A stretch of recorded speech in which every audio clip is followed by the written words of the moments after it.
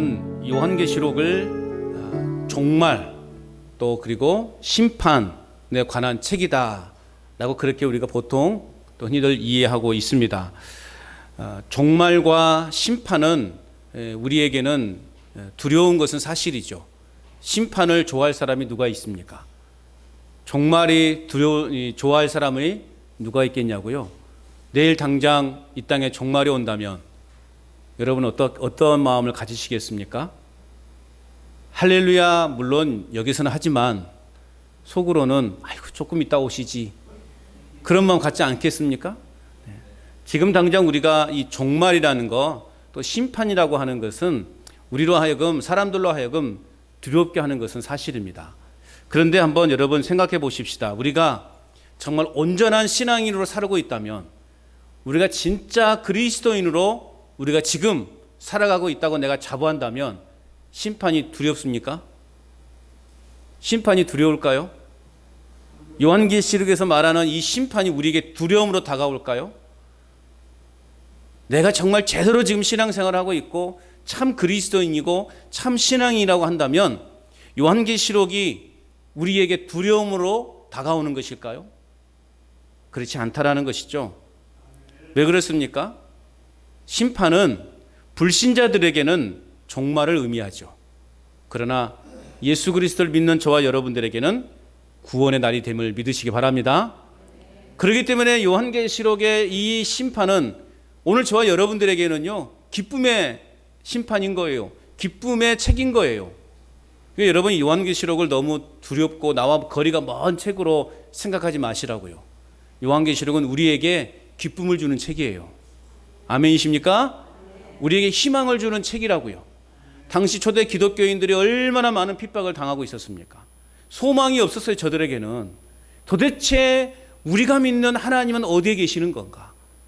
내가 믿고 따르던 그 예수님은 지금 어디에 계시는 건가? 정말 하나님이 살아계시고 예수님의 역사하신다면 우리가 왜 이렇게 고통을 겪어야 되는가? 그 정도로 희망이 없는 내일이 불투명한 그런 초대교회 성도들에게 하나님은 요한을 통해서 이 환상을 보여주면서 너희들에게는 이 심판이 해당되지 않는다. 너희를 박해하고 너희를 업신여기고 너희를 죽이는 그들이 심판의 대상이다. 그렇게 말씀하고 있는 거죠. 그래서 초대교회의 그 고통 중에서도 그 고난 속에서도 신앙을 지키는 그 초대교회 성도들을 위로하는 책이 희망을 주고 소망을 주는 책이 바로 요한계시록이라는 것이죠. 그럼 그것이 비단 초대교회 성도들에게만 해당되는 말씀일까요? 그러면 지금 요한계시록이 우리에게 필요가 없는 거죠. 지금 우리 눈앞에 요한계시록이 있다고 하는 것은 이 요한계시록의 말씀이 오늘 이 시대에도 동일하게 적용되어지는 말씀이다 라는 의미인 것이죠. 그래서 우리는 이 요한계시록을 통해서 우리도 희망을 갖고 소망 중에서 이 요한계시록을 접해 나가야 한다는 것입니다. 요한계시록은 우리에게 어떤 책이다? 기쁨의 책이고 소망의 책이 된다. 할렐루야. 그런 마음으로 여러분 요한계시록을 쭉 읽어 나가시길 바랍니다. 자, 이제 요한계시록의 심판에 관한 기록이 이제 6장부터 본격적으로 이제 시작이 됩니다. 16장까지 계속되는데 그런데 그 전개 방법이 독특하다라는 거예요. 자, 어린 양이 7인을 떼시는데 그 하나씩 뗄 때마다 심판의 정도가 점점 깊어진다는 거예요. 심판의 강도가 점점 강해진다는 거예요. 자, 7인에 이어서 또 어떤 재앙이 시작되냐면 7인이 끝나면 7 나팔 재앙이 시작됩니다. 또 7 나팔 재앙이 끝나면 7 대접 재앙이 시작되어져요. 그런데 그 심판의 강도가 점점점 강해진다는 거예요. 그 심판의 범위도 점점 넓어진다는 거예요. 이제 그런 걸 여러분들이 염두에 두면서 이 요한계시록 이제 이 심판에 관한 내용들을 살펴보면 좋을 것 같아요. 또한 환상들마다 각 환상들마다 6째 환상과 7째 환상 사이에는 그것을 보충해주는 설명의 환상이 삽입되어 있다는 것도 또 하나의 특징이라는 거죠. 그래서 6번째와 7번째 사이에 어떠한 그걸 보충해주기 위한 하나의 또 환상이 삽입된다는 것, 여러분들이 그걸 인식하면서 요한계시록을 접해가면 되는 것입니다. 근데 사실요, 우리가 이제 오늘도 우리가 본문을 읽었지만 6장부터 시작되는 이 인재앙, 또 나팔재앙, 대접재앙. 자, 이것은 요한계시록이 지닌 상징성 때문에도 그렇지만 특히 이 부분들을 우리가 속 시원하게 해석한다라는 것은 인간이 가진 지식으로는요 도저히 불가능하다는 거. 이건 절대 여러분들 잊지 말아야 돼요. 이제 그래서 여러분 이 어떤 누군가가 만약에 나 요한계시록을 다 풀었다, 나 요한계시록을 다 풀었고 다 해석한다 라고 그렇게 말하는 사람이 있다면 여러분 우리는 어떤 눈으로 바라봐야 된다? 이단일 가능성이 매우 높다. 제가 이단이라고 말하지 않았습니다. 혹시 또 괜히 말 잘못했다가 소송 들어올 수 있기 때문에 저는 이단이라고 말하지 않았어요. 뭐라고 말했습니까? 이단일 가능성이 매우 높다. 분명히 이렇게 말했어요. 요한계시록이라는 오늘 이제 6장부터 16장까지 이어지는 이러한 재앙에 하나님의 심판에 대한 얼마나 많은 상징적 동물로도 나오고 상징의 용어들이 많이 나와요. 그것들을 전부 다 이해하고 해석할 수 있다? 그것은요 인간이 가진 지식으로는요 도저히 불가능하다라는 거죠. 그렇기 때문에 우리가 생각하는 것은 모르는 것에 너무 집착하지 말고 아는 것부터 풀어가자라는 거예요. 너무 모르는 것을 그냥 막 알려고 일부러 이렇게 비유해보고 저렇게 하다가 보면 잘못하면 잘못된 공상과 자의적인 해석, 내가 만들어 놓은 해석을 마치 하나님의 뜻인 것처럼 그렇게 사람들에게 가르치고 또 그렇게 인식하는 오류를 범할 수가 있다는 거죠. 그래서 무리하게 요한계시록은 이렇게 풀어가서는 결코 우리에게는 도움이 되지 않는다는 거예요. 그래서 모르는 것은 그냥 하나님의 영역인 거예요. 인간의 영역이 있고 하나님의 영역이 있는 거예요. 그런데 인간이 자꾸 그것을 뛰어넘으려고 그래요. 그게 무슨 사건이에요? 바벨탑 사건이 아니겠어요? 탑을 높이 쌓아보자. 그럼 우리도 하나님같이 되지 않냐? 그런 착각. 이게 인간들의 마찬가지예요. 요즘 많은 이단들이 그런 거예요. 하나님의 영역을 자꾸 침범하는 거예요. 마치 이것이 하나님의 뜻인 것처럼, 하나님의 말씀인 것처럼 그렇게 사람들을 유혹하는 거죠. 그래서 인간의 사람들의 약한 부분을 이런 말씀을 통해서 얼마나 또 우리 성도들이 순수합니까? 그래서 또 목사의 말이라고 그러면 또 다 받아들이잖아요. 그러니까 요한계시록을 자기 자의적으로 해석을 해서 마치 이것이 하나님의 뜻인 것처럼 성도들을 가르치고 성도들을 막 책망하고 채찍질하게 되면 순수한 우리 순진한 성도들은 어떻게 됩니까? 겁을 먹게 되는 거죠. 그래서 목사에게 또 이렇게 점적으로 복종하게 되는 그러한 오류들이 교회들마다 일어나게 되는 것을 볼 수 있습니다. 이단들의 특징이 그런 거죠. 우리는 인간의 좁은 안목으로 풀 수 없는 부분은 하나님에게 속한 것이다 라고 하고 남겨두고 우리는 아는 것부터 하나하나 풀어가고 그것을 내 신앙으로 내 삶으로 적용해 가는 것이 지혜로운 방법이다라는 것을 기억하십시오. 그래서 여러분이 제가 이제 요한계시록을 계속 말씀 나눌 때 아마 여러분도 속 시원하게 저것이 뭐지? 그렇게 아마 들 생각도 있어요. 그럴 때마다 어떤 생각을 하면 돼요? 목사님의 한계가 저 정도구나. 그렇게 이해하시면 돼요. 그래서 저를 막 너무 높게 보지 마시라고요. 저도 사실은 이걸 막 그렇게 자세하게 이거다라고 정확 100% 답을 드릴 수 없어요. 그래서 저도 여러 학자들의 주장들 또 여러 책들을 참고하고 주석들을 비교해 보면서 이 주석들도요 달라요. 내용이 이 단어에 대한 해석이 이 주석은 이렇게 하고 저 주석은 또 완전히 다른 방법으로 이렇게 또 결과를 내놔요. 그러고 보면 맞는 게 없다라는 거예요. 확실한 게 없다라는 거죠. 그래서 전체적으로 저는 이제 본문에 또 흐름에 이렇게 입각해서 가장 합당한 그러한 해석을 이렇게 만들어 드릴 거니까 여러분 그렇게 보시면 되겠다라는 것이죠. 그래서 긍휼히 여기는 마음을 가져주십시오. 저에게 대해서. 그렇게 함께 우리가 요한계시록을 이 심판의 내용을 함께 풀어갔으면 좋겠습니다. 그래서 정확하지 않는 것은 정확하지 않다라고 인정하고 우리는 겸손한 마음으로 우리는 하나님의 말씀을 이해해야 될 필요성이 있다라는 것이죠. 자, 그러면서 이제 우리가 본격적으로 오늘 이제 6장부터 하나님의 그 심판의 내용에 대해서 함께 살펴보기로 하겠습니다. 자, 1절 말씀 우리 같이 한번 읽어볼게요. 시작. 내가 보매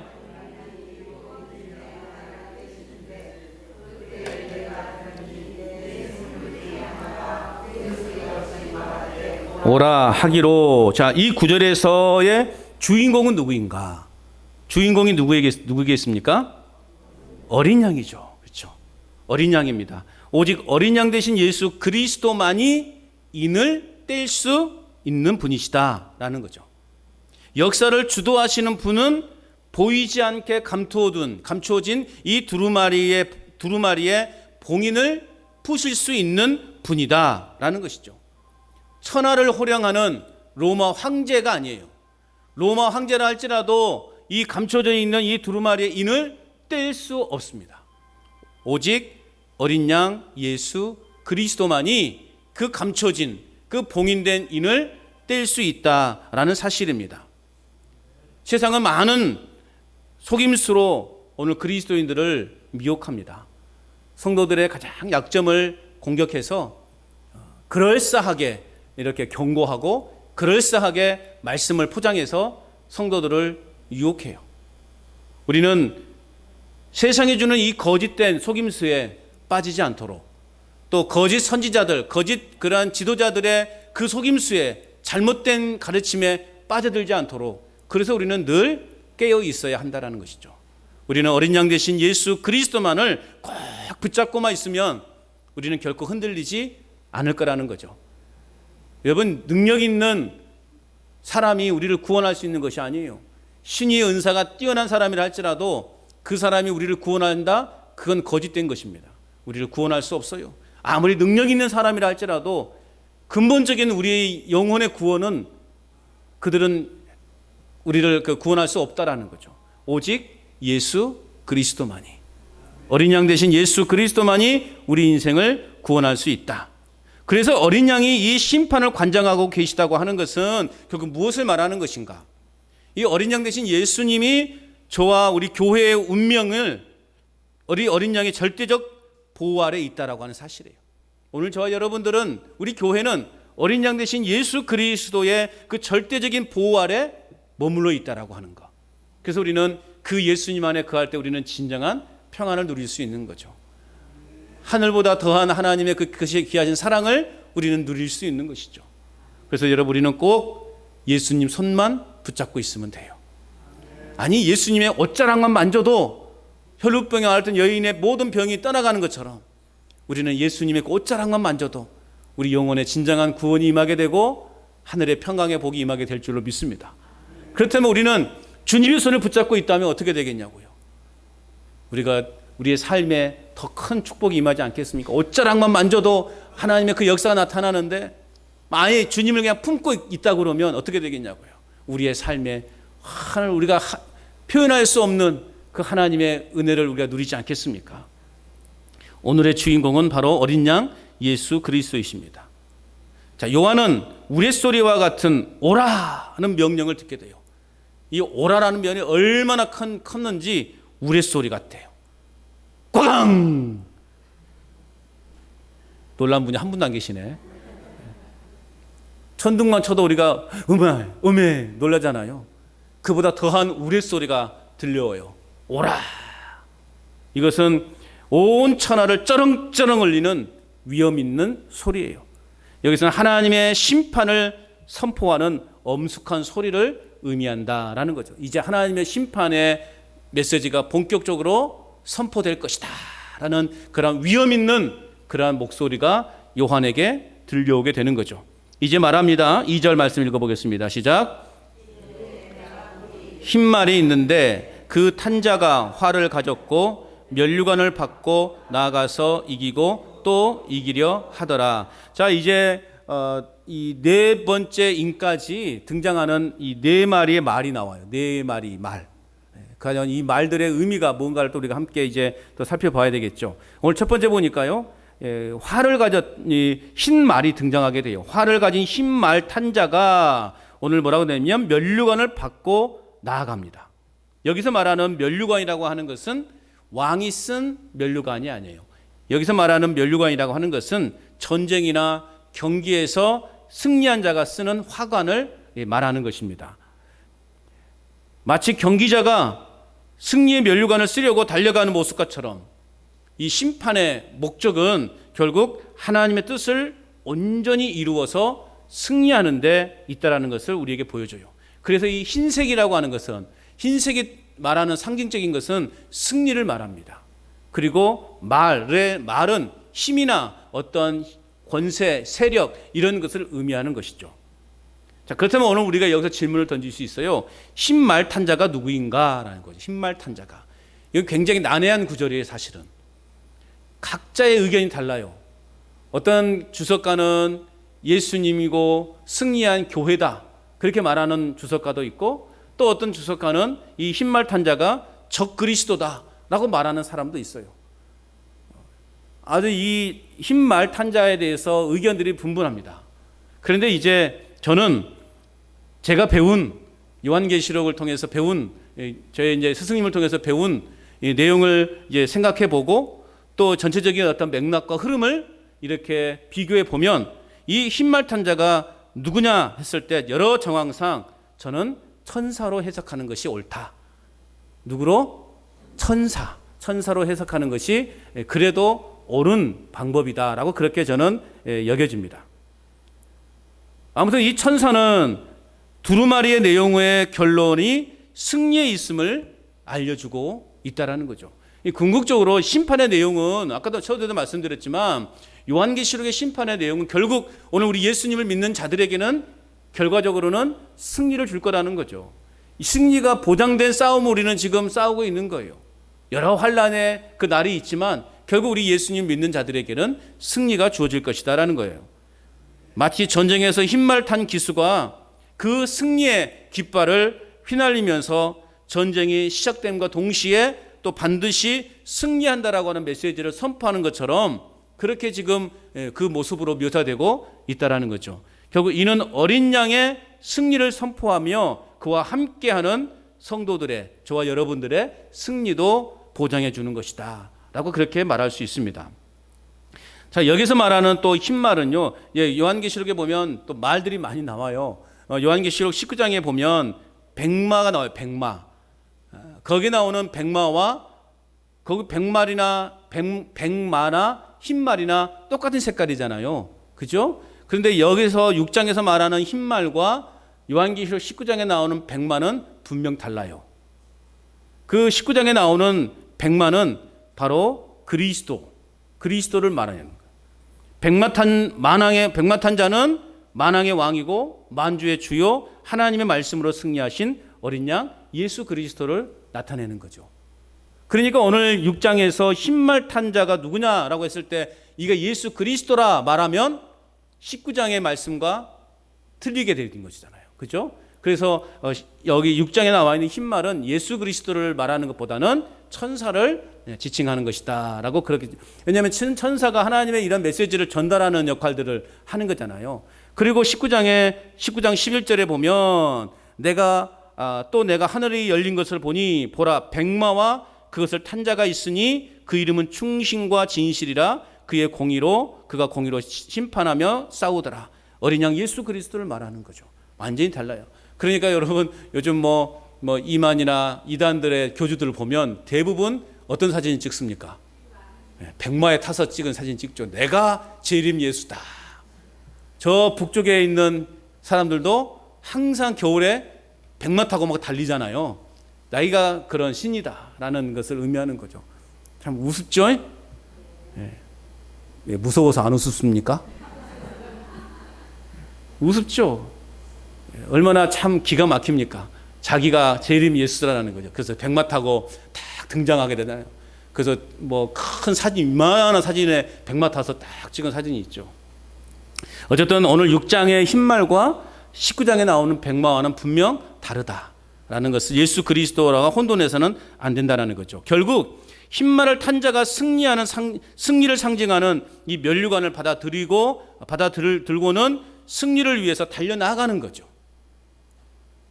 이것은 곧 이 세상에 전쟁을 일으킴으로 말미암아 하나님의 심판을 대행하는 전령으로서의 효과적인 임무를 이제 수행하고 있다라는 것을 우리에게 보여주는 거예요. 이게 천사의 역할이에요. 천사의 사명이에요.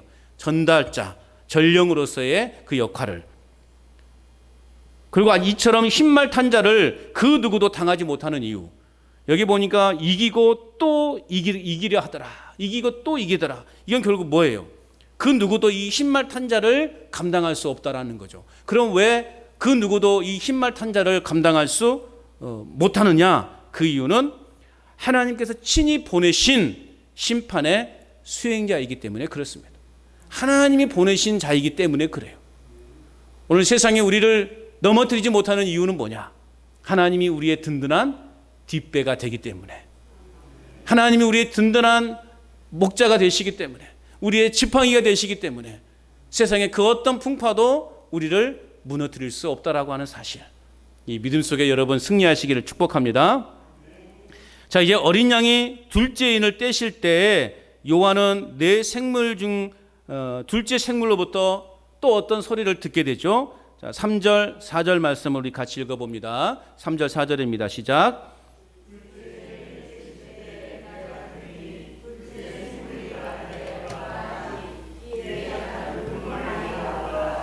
그 탄자가 허락을 받아 땅에서 화평을 제하여 버리며 서로 죽이게 하고 또 큰 칼을 받았더라. 아멘. 자, 붉은색이라고 하는 것은 우리가 피 흘림을 상징하는 거죠. 피 흘림. 자, 이 피 흘림은 무엇으로부터 시작되는가? 전쟁을 통해서 피 흘림이 나타나게 되는 거죠. 결국 이 3절 4절의 내용도 결국 전쟁을 상징하는 것이다. 곧 붉은 말을 탄 자는 전쟁을 수행하는 천사들이다 라고 그렇게 우리가 이해할 수 있습니다. 전쟁이 하나님의 심판의 도구로 사용되어지고 있다는 거죠.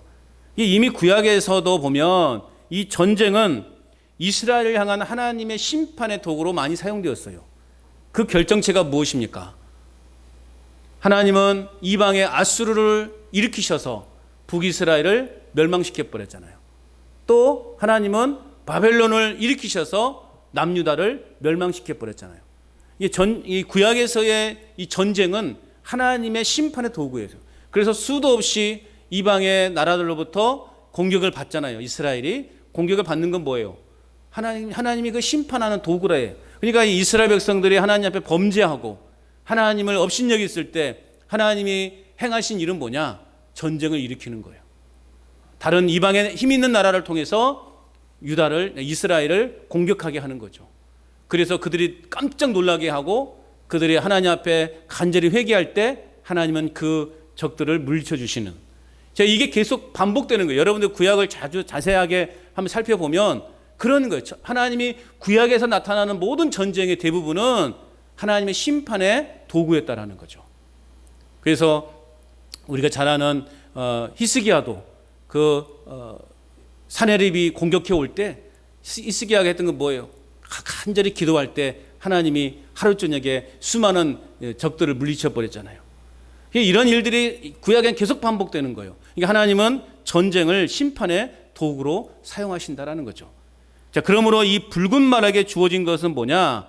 땅에서 화평을 취하는 거예요. 오늘 말씀해 보니까 땅에서 화평을 취한다 그렇게 말씀하고 있죠. 결국 땅으로부터 화평을 취한다는 것은 무엇을 말하는 거예요? 바로 이것이 전쟁밖에 없다라는 거예요. 전쟁이 있는데 여러분 화평이 있습니까?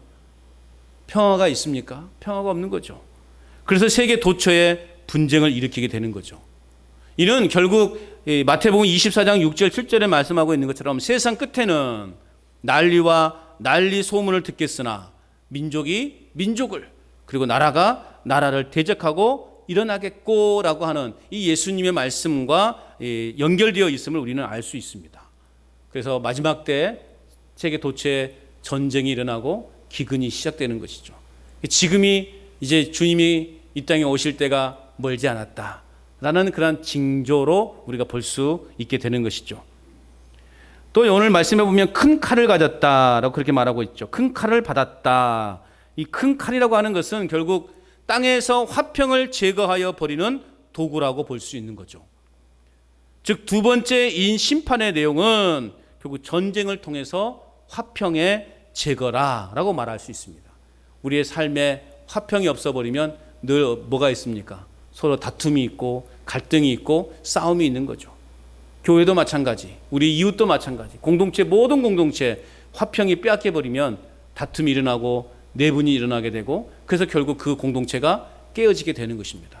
그래서 주님이 주시는 그 화평함이 우리 교회를 다스리도록 우리는 그렇게 기도해야 되는 것입니다. 자, 그렇다고 해서 여러분, 하나님께서 전쟁을 일으키시도록 조정하시는 분인가? 또 우리가 그렇게 생각해서는 안 되는 거예요. 심판의 의미에서 하나님은 이 종말론적 심판의 방편으로 인간의 악함을 제한하지 않으셨다라는 거죠. 반면에 화평을 제하여 버림으로써 인간이 서로 죽이게 되는 상황으로 몰고 가셨다라는 거죠.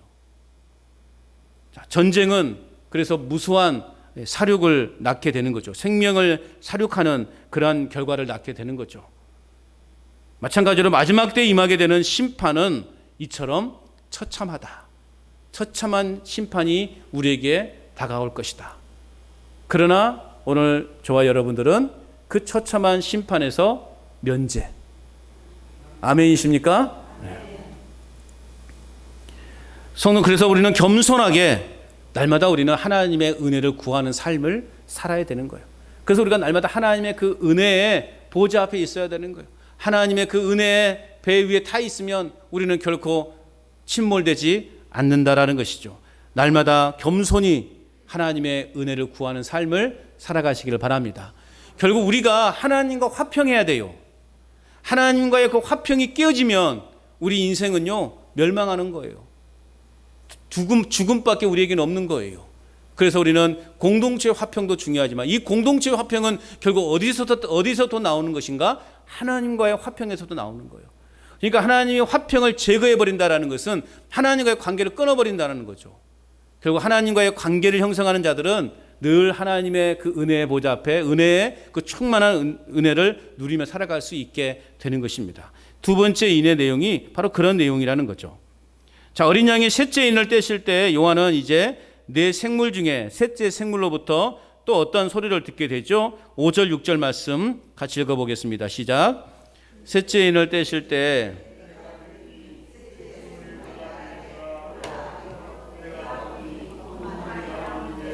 그 탄자가 손에 저울을 가졌더라. 내가 네 생물 사이로부터 나는 듯한 음성을 들으니 이르되 한 데나리온의 밀 한 대요 한 데나리온의 밀 보리 석 대로다. 또 감람류와 포도주는 해치지 말라 하더라. 아멘. 자, 보통 우리가 검은색 그러면 무엇을 상징할까요? 검은색 그러면 죽음이죠. 죽음. 그래서 우리가 장례식장 갈 때는 검은색 옷을 입고 가고 검은색 넥타이를 차고 가고 그런 거 아니겠어요? 검은색은 죽음을 상징하는 거죠. 그런데 오늘 말씀해 보니까 검은 말이 등장하는데 검은 말도 사실은 이제 죽음을 상징하게 되는데 이 검은 말 탄자의 손에 뭐가 들려 있습니까? 저울이 들려 있다. 저울이 뭐예요? 저울이 무게를 재는 거잖아요. 무게를 재는 거, 양식의 무게를 재는 거예요. 그런데 오늘 말씀해 보니까 한 데나리온, 이제 데나리온 이야기가 나오죠. 한 데나리온의 밀 한 대요. 또 한 데나리온의 보리 석 대로다. 데나리온은요, 노동자의 하루의 품삯이에요. 오늘날 뭐 계산은 뭐 다르겠지만 이 한 데나리온은 노동자가 하루 일하고 받는 품삯이 한 데나리온이에요. 그리고 밀 한 대는요, 한 노동자가 하루에 먹는 평균 식량이에요. 그런데 오늘 밀은 당연히 보리보다 한 3배 정도 비싸다라고 그렇게 말을 하는데요. 오늘 보니까 밀 한 대나 보리 석 대가 한 데나리온에 매매되는 거. 결국 그것은 뭐나 평상시보다요 8배 혹은 그 이상의 값으로 지금 매매가 되고 있다는 의미예요. 여러분, 채소 하나에 평상시보다 8배 이상으로 뛴 가격을 받는다면 어떤 상황일까요? 올해 채소값이 많이 오른다고 그러죠. 예, 막 비도 많이 오고 너무 덥고 그래가지고 올해 뭐 채소값이 많이 오른다고 그래요. 왜 채소값이 오를까요? 물량이 많지 않기 때문에 그러잖아요. 많이 이렇게 날씨 기후 탓에 이렇게 채소를 재배하는 사람들의 농가가 그것이 제대로 좋은 상품으로 제공되지 않을 때 그것을 상품화 시킬 수 없기 때문에 극소량밖에 안 되는 거잖아요. 그러니까 당연히 이 사람들이 이것을 비싸게 팔 수밖에 없는 거죠.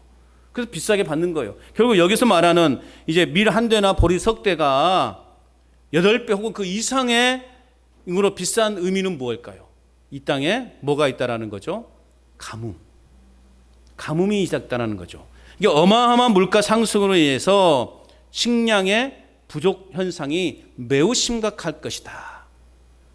즉 극한 전쟁의 상황 속에서 기근으로 인한 심판을 상징하는 거예요. 기근으로 인한 심판. 여러분 오늘날 같은 상황에서도 굶어 죽는 사람들이 참 많잖아요. 그죠? 사실 굶어 죽는 것만큼 비참한 죽음도 없을 거예요. 오늘날 같은 상황 속에서 굶어 죽는다? 이건 도대체 우리가 이해할 수 없죠. 그럼에도 불구하고 세계 도처에는 여전히 밥을 먹지 못해서 굶어 죽는 그러한 사람들이 지금 이 순간에도 엄청나다라는 거죠. 농작물을 재배할 수 없을 만큼 땅이 메말라 버리니까 먼지만 풀풀 날리는 그곳에 무엇을 재배할 수 있겠냐고요. 물도 없이. 그러니 어떻게 하겠어요?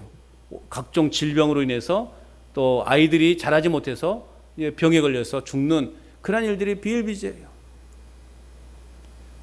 결국 오늘 하나님의 말씀에서 떠난 자의 삶은 비극 그 자체예요. 오늘 우리도 마찬가지예요. 육신의 양식은 우리가 막 배가 터지도록 먹지만 영의 양식에 대해서는 우리가 너무나 무관심하고 있지 않은가.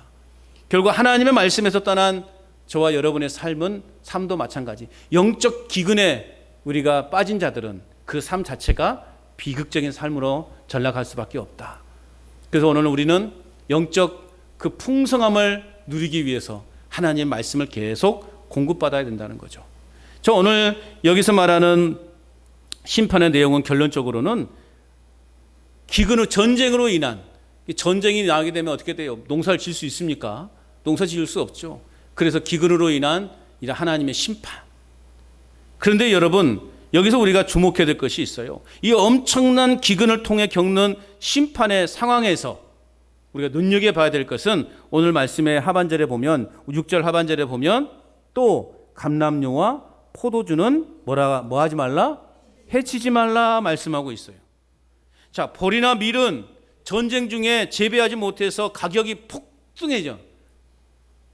그러나 뿌리가 깊은 이 감람나무와 포도나무는 전쟁을 통한 기근에도 상함을 받지 않고 수확을 할 수 있다는 거죠. 결국 이것은 무엇을 말하는 것인가? 하나님은요, 이러한 어마어마한 심판의 와중에도 배려하시고 또 믿는 우리에게 희망을 주시는 거예요. 멸망하시되 완전히 멸망하게 만들지 않으시고 우리에게 먹을 수 있는 그러한 또 이 특권을 우리에게 주신다라는 것이죠. 죄악이 가득한 세상 속에서도 믿음의 신실함을 지키는 자들을 우리 하나님은 보호하시고 지키신다. 그렇게 말씀하고 있는 거예요.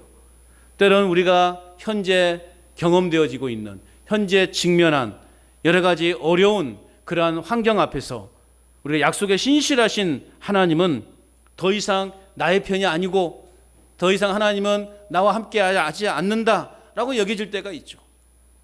현재 당하는 그 고통의 삶이 너무나 힘겹고 너무나 어렵다 보니 하나님은 나의 편이 아니시구나. 하나님은 영원히 숨어 계시는 하나님으로만 그렇게 인식하는 경우가 있을 수 있다는 거죠. 그러나 여러분 그럼에도 불구하고 여전히 하나님은 나에게 필요한 것에는 손대지 못하도록 하나님이 명령하시면서 나를 보호하고 계시다고 하는 사실을 여러분 믿으시기 바랍니다.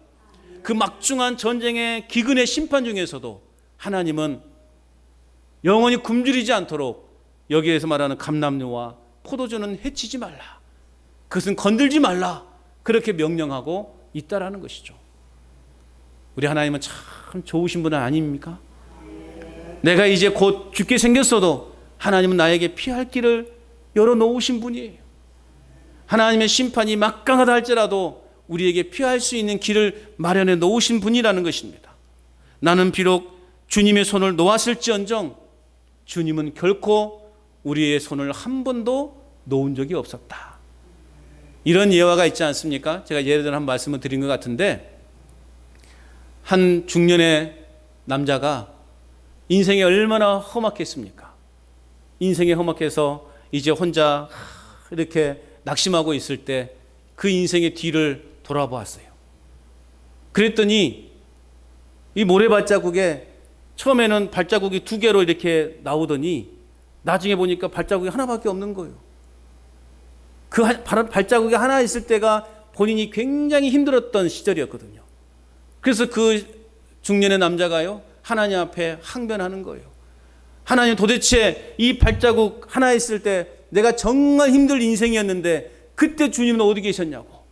아니, 이렇게 2 발자국 같이 올 때는 언제고 내가 힘들 때는 정작 주님은 어디 계셨냐고 그렇게 따져 물었어요. 그러자 주님의 음성이 들려와요. 이놈아, 발자국이 하나 있을 때는 내가 너를 업고 오고 있었다 라고 말씀하고 있어요.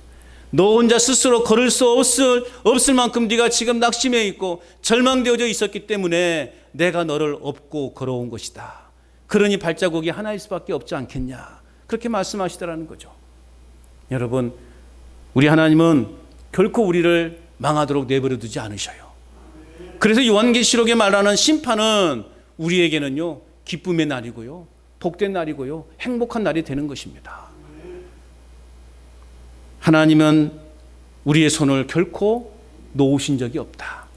그런데 우리가 한편으로 또 하나 기억해야 될 것은 하나님의 자비가 언제까지나 지속되지 않는다라는 사실을 또 우리는 염두에 둬야 돼요. 그래서 어떻게 됩니까? 우리는 빨리 회개해야 돼요. 지금이 구원받을 회개할 때고 지금이 구원받을 때다 라고 하는 이 하나님의 말씀에 우리는 귀담아 들어야 되는 거예요. 하나님의 그 자비로움은 영원하지 않다라는 것도 우리는 한편으로 기억하고 살아가야 돼요.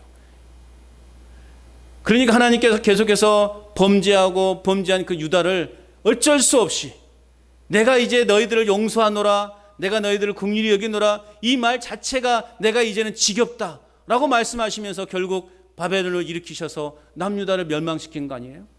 이게 하나님이신 거예요.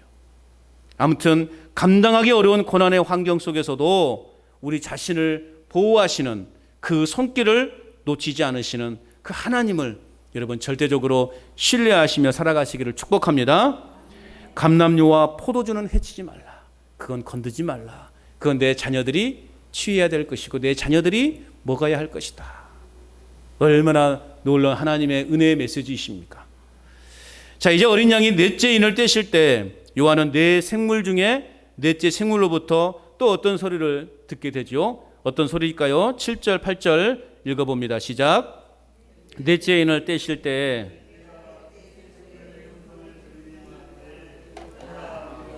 내가 봄에 청황색 말이 나오는데 그 탄자의 이름은 사망이니 음부가 그 뒤를 따르더라.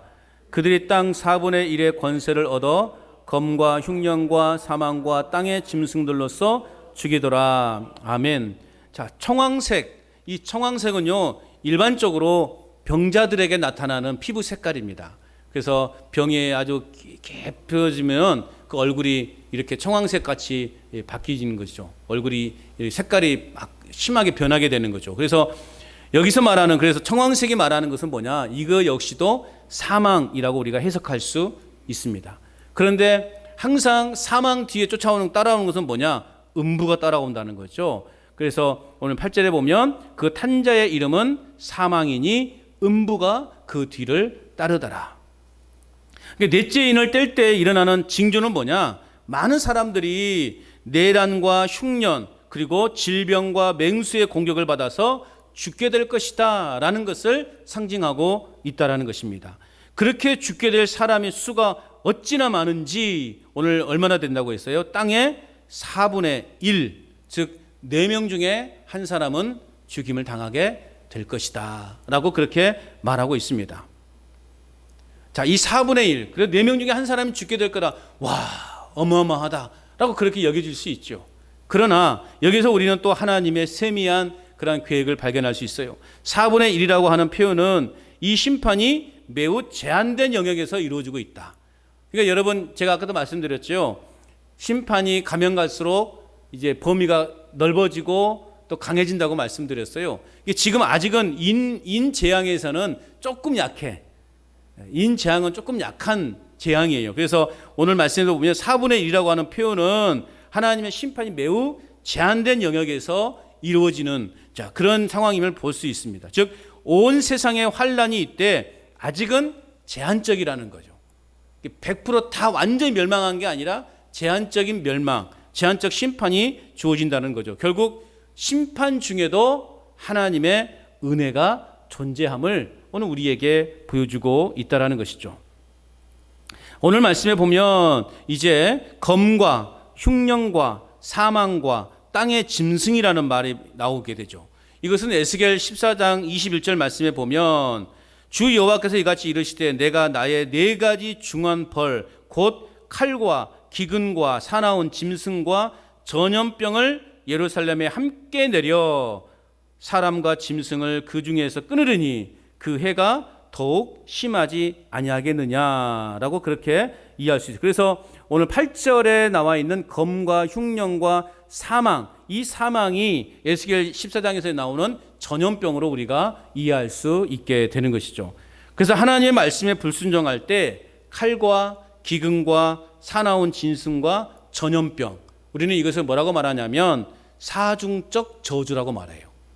따라서 해볼까요? 사중적 저주. 그래요. 칼과 기근과 사나운 짐승과 전염병, 사중적 기근을 하나님께서 내리실 것이다. 이러한 사중적 언약의 저주가 본문의 사중적 심판의 배경이 된다라는 것을 말하고 있어요. 곧 구약의 언약의 사중적 저주를 세상을 향한 심판에 지금 적용하고 있는 것이죠. 그래서 우리는 예수 그리스도야말로 사망과 음부의 열쇠를 가지신 분이다. 우리는 그렇게 우리가 요한계시록 처음에 읽어오면서 깨달았습니다. 그렇기 때문에 예수 그리스도를 믿지 않는 자, 그리고 하나님을 대적하는 자가 이 땅에서 받을 심판은 뭐냐? 오직 죽음뿐이다 라는 것이죠. 그러나 오늘 저와 여러분들은 영생의 삶을 얻게 될 것이다.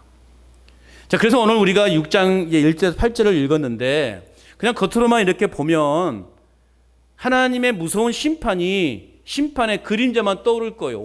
오늘 말씀해 보니 막 흰말 나오고 붉은 말 나오고 거물만 나오고 청황색 말이 나오는데 이 말들을 보니까 막 죽이고 그냥 막 없애고 막 가져가 버리고 막 그런 어떤 하나님 무서운 심판의 그림자만 우리가 떠오르게 될 것인데 그것은 하나님을 우리가 잘못 본 것이죠.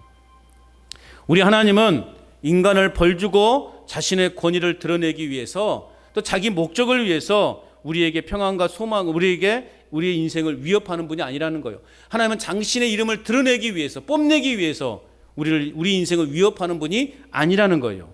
하나님의 본심은 뭐냐? 하나님의 본심은 인생들이 슬픔을 당하거나 진노의 대상이 되지 않게 하는 것.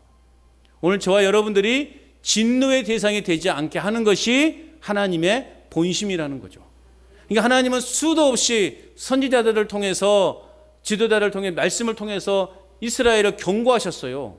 난 너희들 심판하고 싶지 않다. 그런데 그들은 그 경고의 메시지를 무시해버린 거죠. 또 우리에게 평안과 소망을 주시는 분이 주고자 하는 것이 하나님의 본심이라는 거예요. 그런데 우리의 범죄함으로, 우리의 불순종으로 우리에게 있는 이 평안과 소망을 다 빼앗겨 버린 것이죠. 자, 우리는 본문을 통하여서 하나님의 이러한 이미지를 잘 드러내고 있다는 거죠.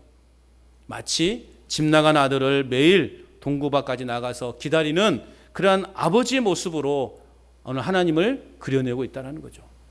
또 오늘 우리가 6절에서 보았던 것처럼 그 극심한 기근에서도 하나님은 감람류와 포도주를 남겨놓으신 하나님이시라는 거예요.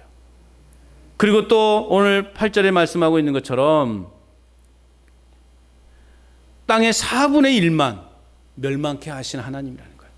우리의 전체를 멸망시키는 것이 아니라 우리의 삶의 일부를 하나님은 멸망시켜 나가시는, 그리고 우리에게 다시금 솟아날 수 있는, 다시 회복될 수 있는 기회를 마련해 놓으시고 열어놓으시는 그런 하나님이시라는 것을 우리는 기억해야 되는 거예요. 이것이 진노 중에 긍휼을 잊지 않으시는 하나님의 자비로우심입니다. 우리는 이 하나님의 자비 때문에 우리는 살 수 있는 거예요. 오늘 우리가 살 수 있는 것, 내일도 살아갈 수 있는 것, 긍휼을 잊지 않으시는, 긍휼 중에 진노 중에서도 심판의 와중에서도 긍휼을 잊지 아니하시는 이 하나님 아버지의 자비로우심, 이 하나님의 자비 때문에 우리는 오늘도 살아갈 수 있고 내일도 살아갈 수 있는 것이고 영원한 그 나라를 소망할 수 있게 되는 것입니다. 우리가 진멸되지 아니함은 바로 주님의 긍휼과 자비가 무궁하시기 때문이라는 그 사실을 여러분 믿으시기 바랍니다. 그래서 여러분 우리가 이제 이 한 주간도 겸손히 주님의 은혜 앞에서 엎드리며 기도하고 그리고 하나님의 귀하신 사랑을 깨닫는 이 한 주간이 되기를 바랍니다.